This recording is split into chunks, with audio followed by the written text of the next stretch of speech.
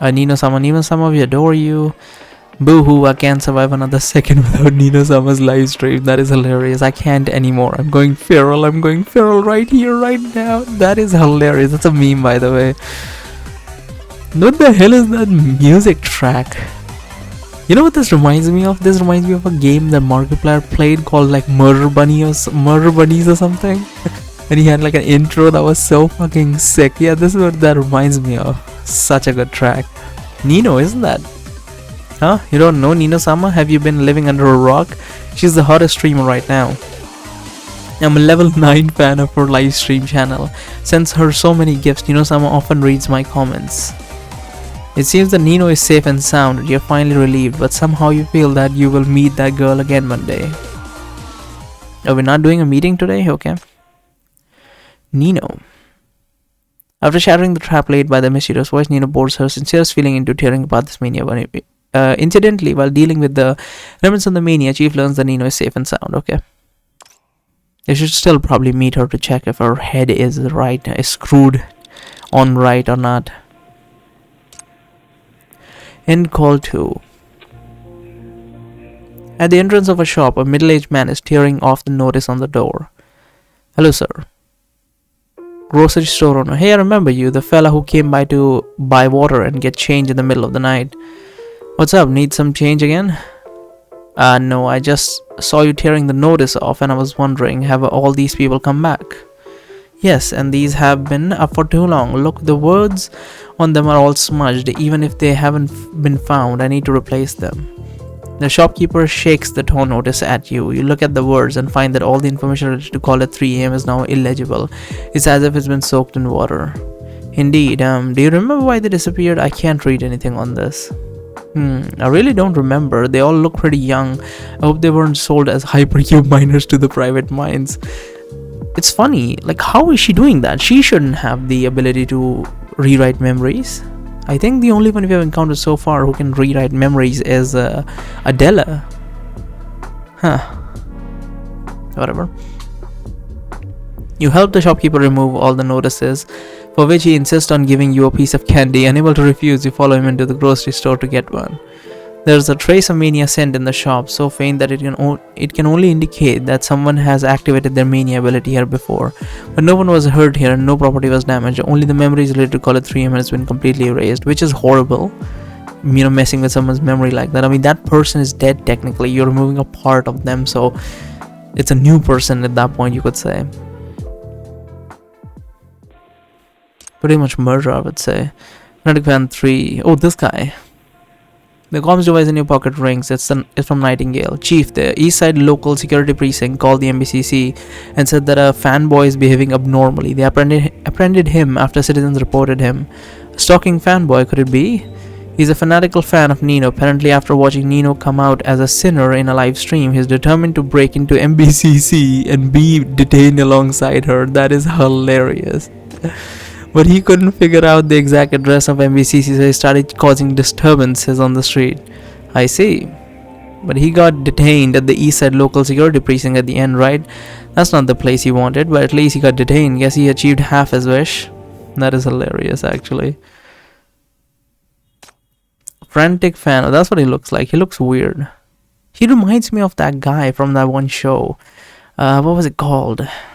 And I haven't watched. I've only read the manga of it. Then it became like an anime, where like a NEET becomes like dies and then becomes like a fucking child in another world. I've read the manga of it. I've not read anything else. In the third world, all the alien-headed creatures were swallowed by fervent feelings, but Kent Holdback still held his love for Nino, showing remarkable persistence. Because he wanted to be locked up in the MBCC with Nino, he was arrested by the East Side Local Security Precinct for bothering the public order. Maybe this will help him cool off. I highly doubt it. I'm not in good mood today because my favorite radio show, Call at 3 AM, is about to be cancelled. However, to live up to your expectation, I'll still tell you a story about a gluttonous little ghost girl. It is that near the grand stall in the drifter camp, there's a gluttonous little ghost girl who often sneaks out at night to steal fruit from the grand stall. Although people have tried many ways, even inviting exorcists from other places to perform ritual, the ghost girl is there to stay. Later, it said the big sister with heterochromia understood the little girl's words. It turns out the little girl's parents were workers in the inner bay. Both of them died in the outbreak of BR002. She was just waiting for a family here.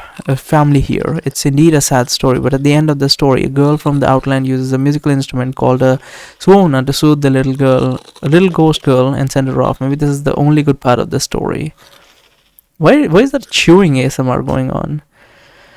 Found the culprit. Well, I finally caught the culprit. I know who has been making prank calls to my drink bar. You should read this letter on the show. I'm sure the prank caller must be listening to this show too. I asked several people, and they said that there has been a person making random calls all over the city recently. That's this person number is 6222. Watch out, kid. Don't let me catch you. If you fall into my hands, you're in. Let's check it out. 6222.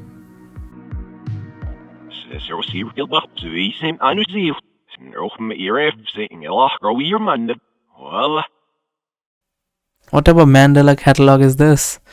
There's a garbled voice on the other hand hinting that the usual emergency lines are down. I don't know what's that hinting at all, but okay.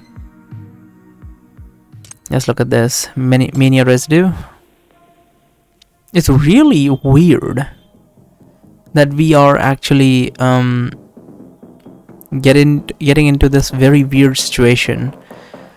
How should I even put this? It sounds weird, but it's not. The fucking music is throwing me off. I forgot what I was about to say. Whatever. I'll put her here. Oh, I'll see you guys later. Okay, this was so fucking difficult, and nearly all my team was perishing and left and right. I guess the crazy TV was that fucking difficult. I don't know anyone could actually defeat that shit. I don't know. Maybe there's a way, but who knows? Oh, that's Cabernet. I know that fucking smile. Let's see. Oh, aren't you gonna tickle my chin too? Who knows? I might purr a little for you. Okay, I have no idea who that is, but Chelsea? Actually, not interactive with her too much. I do have her. Game console. Let's look at that. You pull out the game console from your pocket. Again, this time, however, the screen doesn't light up. You flip the console over to check its back cover, only to find that it doesn't have a battery. Seems that all the games you played in this Mania world were products of your imagination. You smile and gently place the machine back where you found it. In your pocket? Top Realtor 4. Of course, it's near the business district and a beautiful eco park complete with exquisite furnishing and a huge balcony. Life there is quiet and tranquil, safe and convenient. A boss like you deserves a home as spectacular as yourself, don't you think? You hear a familiar voice uttering familiar lines. You turn your head and see a man by the corner, pacing back and forth on the phone. No problem, it's so refreshing to talk to someone like you. How about I take you to see the place tomorrow and then... What, you want me to pay an appointment fee to you first? Sir, maybe there's a misunderstanding. I am not a scammer. I don't need to be lectured by anyone. If necessary, I can show you my company's license. I just hope that you can respect me and respect my work. Hello? Hello? The man moves his phone away from his ear and looks at the screen dejectedly. Another failed attempt. What am I going to do about this month's performance? The man couldn't help but sigh. If necessary, calling a radio show or something for publicity might be helpful. Dean's face brightens up and he looks up and sees you. His expression triggers some of your memories and you regret starting a conversation with him.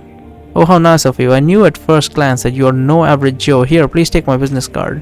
Please come inside. Have you considered buying property recently? Our furnished small-size homes are pretty popular. Hey, where are you going? I just remembered something. I have to go now. Quite close to here. I won't take too much of your time. Just 10 minutes, okay? Yes, in that direction. Another 3 kilometers, you'll reach the property, sir. The last phone ring. You once again pass by the phone booth on the 5th Avenue. This is where you and Eleven had taken shelter when the world was collapsing, and also where you had your final showdown. For some reason, you feel an urge to enter the phone booth again. It's as if you can hear Eleven's voice again inside. This thought lingers in your mind. Finally, you decide to follow your intuition and walk towards the phone booth. Record store owner 4. As you turn another corner, you can barely hear the footsteps chasing after you. I think I lost them. You turn another corner, a petite figure collides with you and both of you fall to the ground. The things in hand scatter all over the ground. You wince in pain as you sit up, apologizing profusely, helping to pick up the items on the ground. But when you see what's in your hand, you freeze. It's a record with a beautiful cover. You immediately raise your head. In front of you is a familiar blonde woman. You've caught a glimpse of her face before.